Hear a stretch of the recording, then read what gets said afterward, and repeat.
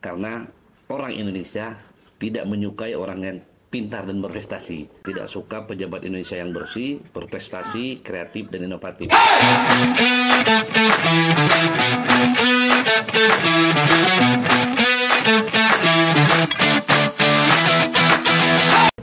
Pak Bel, ini kan kita lama tak ngelekar nak macam gini. Sekarang nih di Indonesia ini sedang viral atau jadi pembicaraan orang itu terkait reshuffle Menteri Keuangan kan. Tapi bukan masalah reshuffle-nya, tapi Menteri Keuangan yang baru itu menarik perhatian publik gitu loh. Dengan segala macam tingkahnya, mungkin keunikannya, sikapnya, keputusannya itu. Kalau dari pandangan Pak Bilyadi seperti apa terkait Pak Purbaya ini? Purbaya Yudisadewa. Ya. Jadi memang ya kalau Menteri Keuangannya laki-laki ya seperti Pak Purbaya seharusnya.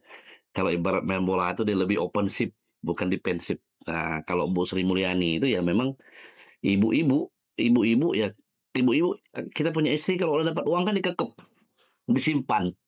Kalau bapak-bapak kan dapat uang, wah kita mau investasi apa nih, kita mau beli apa nih, usaha apa ini, tanah apa. Nah, jadi memang ini lebih kepada faktor genetik manusia. Pak Purbaya memang poluan uang dengan metode laki-laki, Bu Sri Mulyani dengan metode perempuan. Perempuan itu kan lebih senang menyimpan, defensif dia, bertahan dia. Saving.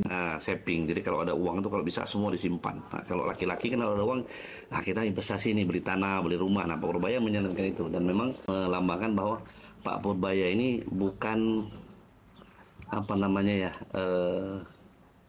bukan akademisi keuangan, tapi dia praktisi keuangan.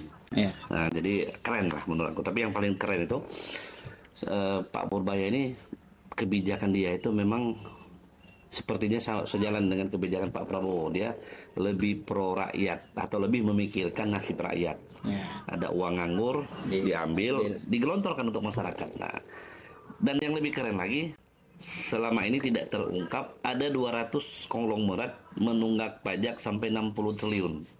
Zaman Pak Purbaya ketahuan disikat. Orang-orang yang bermain-main dengan pajak, 26 orang ASN dipecat gitu. Jadi ada langkah baru, ada gaya baru, ada gebrakan, ada bukti gitu.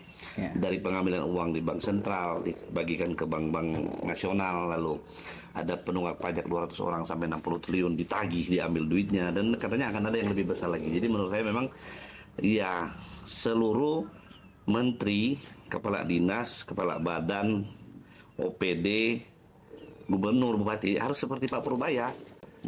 Kreatif, inovatif, tapi terukur. Nah, itu dia bangga. Ya, banyak program-program beliau kan yang misalnya bahkan di BUMN pun di kementerian-kementerian kalau dananya mandek katanya akan ditarik seperti itu. Cuman kan yang jadi protes katanya transfer ke daerah dipotong katanya. Nah, jadi saya kan membaca statement beliau banyak sekali. Transfer ke daerah dipotong karena menurut dia kepala daerah dan kepala dinas yang mengelola keuangan daerah itu banyak menyelewengkan uang daerah tersebut, terutama yang transfer dari pusat. Jadi ini merupakan hukuman, punishment. Kau perbaiki sistem pengelolaan keuangan kamu, sistem belanja kamu, nanti akan dikembalikan. Jadi ini lebih kepada koreksi menyeluruh lah pada seluruh.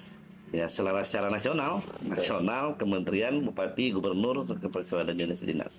Dan kami terdampak. Tapi kalau memang untuk perbaikan, seharusnya kepala daerah dan bupati dan beserta dinas cepat gitu, membuktikan bahwa mereka melakukan perbaikan, lalu nanti tahun depan dikembalikan lagi karena berhasil melakukan perbaikan seperti Pak Purbaya berhasil menaikkan sektor real menjadi menggeliat, menjadi aktif, bahkan IHSG 8.200 sekian per kemarin, kan keren. Tinggi sepanjang sejarah. Ya memang selain itu kalau tadi berbicara IHSG memang terakhir ini kelihatannya juga banyak BUMN yang mendapat suntikan dana dari Pak Purbaya ini kan melalui skema-skema yang ditetapkan dari beliau itu. Salah satunya Garuda kan, yang terdekat. Keren lah Pak Purbaya. Intinya dia punya kebijakan yang terukur, tapi tetap harus hati-hati karena orang Indonesia tidak menyukai orang yang pintar dan berprestasi. Bukan tidak menyukai. Banyak orang Indonesia, banyak pejabat Indonesia, tidak seluruhnya, banyak itu mungkin lebih dari 5-10 orang yang tidak suka pejabat Indonesia yang bersih, berprestasi, kreatif dan inovatif. Jadi pasti banyak yang Mereka merasa terganggu. ya, kepentingan mereka terganggu, pasti banyak nyerang-nyerang Pak Purbaya. Tapi keren lah Pak Purbaya, maju terus pantang mundur, gaspol. Mantap. Selamat Purbaya.